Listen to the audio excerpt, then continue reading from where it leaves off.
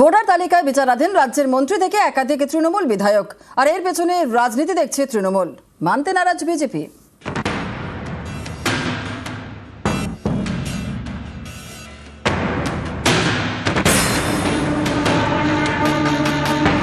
রাজ্যসভার আরেকজন প্রতিমন্ত্রী রয়েছে গোলাম রাব্বানি, তার নাম আন্ডার অ্যাডজুডিকেশন দেওয়া হয়েছে। আমডাঙ্গার 3 বারের বিধায়ক রফিকুর রহমানের নাম আন্ডার অ্যাডজুডিকেশন দেখানো হয়েছে। কুমারগঞ্জের বিধায়ক তোরাফ হোসেনের নাম আন্ডার অ্যাডজুডিকেশন দেখানো হয়েছে। চণ্ডীতলার বিধায়ক আকবর আলী খন্দকার তৃণমূলের জন্মলগ্ন থেকে তৃণমূলের সাথে ছিল, সেই আকবর আলী খন্দকারের স্ত্রী চণ্ডীতলার বিধায়ক সদস্যা সাথী খন্দকারের নাম আন্ডার অ্যাডজুডিকেশন দেখানো হয়েছে। বীরভূমের জেলা পরিষদের সভাধিপতি কাজল শেখের নাম আন্ডার অ্যাডজুডিকেশন দেখানো হয়েছে। জাকির হোসেন জঙ্গিপুরের তৃণমূল বিধায়ক, জলঙ্গির তৃণমূল বিধায়ক আব্দুর রাজ্জাক, আমডাঙ্গার বিধায়ক রফিকুর রহমান, কুমারগঞ্জের তৃণমূল বিধায়ক তোরাফ হোসেন মণ্ডল, গোলাম রাব্বানি রাজ্যের মন্ত্রী, গোয়ালপুকুরের তৃণমূল বিধায়ক, সকলের নামই বিচারাধীন। 2021 সালে গোয়ালপুকুরে 73,514 ভোটে জেতেন গোলাম রাব্বানি। সেই গোয়ালপুকুরে বিচারাধীন 78,475। এর পেছনে রাজনৈতিক চক্রান্ত দেখছেন তৃণমূল বিধায়ক। এটা পরিকল্পনা ছিল কি 78,000 74,000 ভোটে আমি জিতেছিলাম, 78,000 ভোট যদি কেড়ে নেওয়া হয় তাহলে রব্বানি হেরে যাবে। প্রত্যেকটা বিধানসভাতে এরকম করেছে।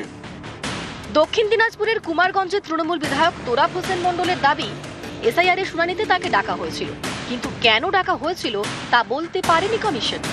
তিনি সব নথি জমা দেওয়া সত্ত্বেও এখন দেখা যাচ্ছে তাঁর নাম বিচারাধীনের তালিকায়। আমাকে এসআইআর এর হিয়ারিং এর টাইমে আমাকে নোটিশ করেছিল। নোটিশ দেখার পর আমি নোটিশের কারণটা খুঁজে পাইনি। এটা ইচ্ছাকৃত, আমার কোনো অসঙ্গতি নাই। আমাকে যে ডেকেছে তারা তো আমাকে কিছু বলতে পারতেছে না। এসআইআর এর পর ভোটার তালিকায় নাম বাদ যাওয়া নিয়ে শুরু থেকেই সুর চড়িয়েছিল বিজেপি। ইয়ারে যদি 50 লাখ বাদ যায়, এখানে 1,25,00,000 বাংলাদেশি মুসলমান আর রোহিঙ্গা বাদ যাবে। শনিবার প্রথম ভোটার তালিকা বেরোনোর পরে দেখা গেল খসড়া ভোটার তালিকা এবং প্রথম ভোটার তালিকা মিলিয়ে নাম বাদ 63,66,952। এছাড়া বিচারাধীন 60,06,675। আমি কতবার ভোটে লড়েছি জানেন? বিধানসভায় 4 বার, লোকসভায় 3 বার। যোগ বিয়োগ করুন, তাহলে বুঝতে পারবেন অভিজ্ঞতার ভিত্তিতে বলেছি যে মৃত ভোটার, ডবল ট্রিপল এন্ট্রি, ভুয়া এবং বাংলাদেশি মুসলিম অনুপ্রবেশকারী রোহিঙ্গা এরা থাকবে না, থাকবে না, থাকবে না। সংখ্যাটা যা হওয়া উচিত সেই দিকে যাচ্ছে। এগুলো বিজেপির অ্যাসাইনমেন্ট পালন করতে গিয়ে এই মেসটা তৈরি করছে ইলেকশন কমিশন।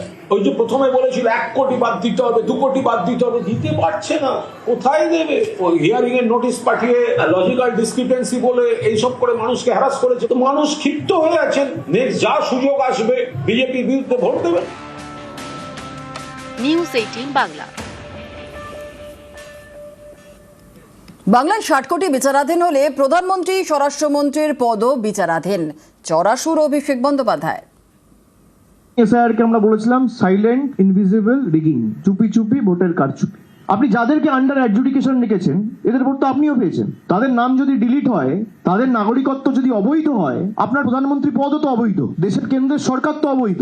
বাংলায় 60 কোটি লোক যদি আন্ডার অ্যাডজুডিকেশন থাকে, আপনার প্রধানমন্ত্রীর তো পদও আন্ডার অ্যাডজুডিকেশন থাকা উচিত। হোম মিনিস্টারের পদ আন্ডার অ্যাডজুডিকেশন থাকা উচিত।